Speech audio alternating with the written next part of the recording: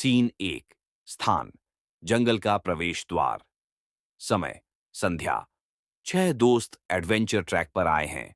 Black hollow नाम सुनते ही स्थानीय लोग डर जाते हैं।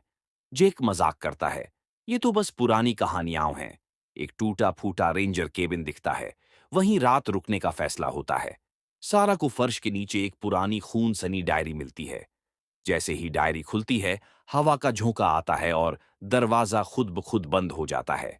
एक धीमी फुसफुसाती आवाज गूंजती है, मत जगाओ, उन्हें सोने दो। सीन दो। डायरी। मरे हुए की आवाजें। स्थान केबिन के अंदर मोमबत्तियों की रोशनी में डायरी में लिखा है, एलियास क्रो नाम का एक सन की पंथी जो जंगल में पुराने देवताओं को जगाने की कोशिश कर रहा था।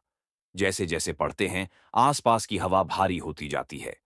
एमिली को एक बच्ची की आवाज सुनाई देती है, एमिली, मेरी मदद करो। लेकिन वहां कोई बच्ची नहीं है। सीन तीन। पहली रात। एक एक कर स्थान जंगल के भीतर। रात का अंधेरा रयान को अपने मृत बहन की आवाज सुनाई देती है। वह अकेले जंगल में चला जाता है। बाकी उसे ढूंढते हैं। एक पेड़ पर जलता हुआ हथेली का निशान और रक्त से सना टॉर्च मिलता है। मियां चीख पड़ती है।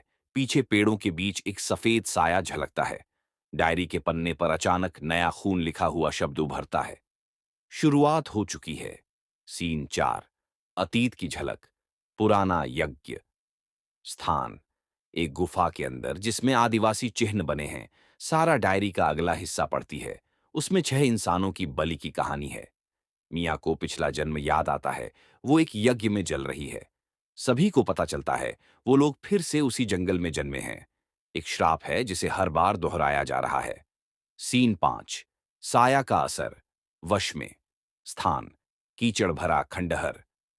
सुबह के समय जेक को कुछ अदृश्य खींच लेता है पानी में। बाहर आता है, मगर अब उसकी आवाज बदल गई है। वह नोआ पर हमला करता है मगर सारा नमक फेंकती है, जिससे वह थोड़ा हटता है।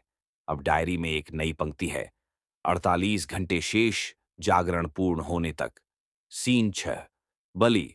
रक्तचंद्र स्थान जंगल का केंद्र। बलिवेदी के पास। रक्तचंद्र की रात। दीवारों पर खोपड़ियों और हड्डियां। डायरी अब किसी और की भाषा में खुद लिख रही है। पढ़ते हैं, एक की स्वेच्छा से दी गई बलि ही साया को रोक सकती है। एमिली स्वयं को बलिदान के लिए आगे करती है। जैसे ही वो कट मारती है, पूरे जंगल में चीख गूंजती है। साया प्रकट होता है, 8 फुट लंबा, धुएं से ढका, चेहरा नहीं, बस आंखें और दांत। सीन सात। अंतिम युद्ध। अग्नि की गूंज। स्थान वही बलिस्थल। तूफान और आग जेक अब पूरी तरह साया के अधीन है।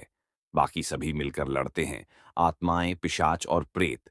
एमिली यज्ञ मंडल के अंदर खुद को चाकू मारती है और नीली अग्नि सब कुछ घेर लेती है। साया चीखता है, जलता है, गायब होता है। डायरी अपने आप आग पकड़ लेती है। आखिरी पंक्ति जलने से पहले उभरती है, रोका गया मगर मिटा नहीं। सीन आठ। वापसी। वो देख रही है। स्थान जंगल का किनारा। सुबह 5 लोग जिंदा बाहर निकलते हैं। एमिली की बलि ने सबको बचा लिया, मगर वो मुस्कुराती लाश बन गई। नोआ पीछे मुड़कर देखता है। पेड़ों के बीच एक परछाई अब भी खड़ी है, वही साया। डायरी की राख से एक लाल रंग की नई पौध उगती है। Cut to black.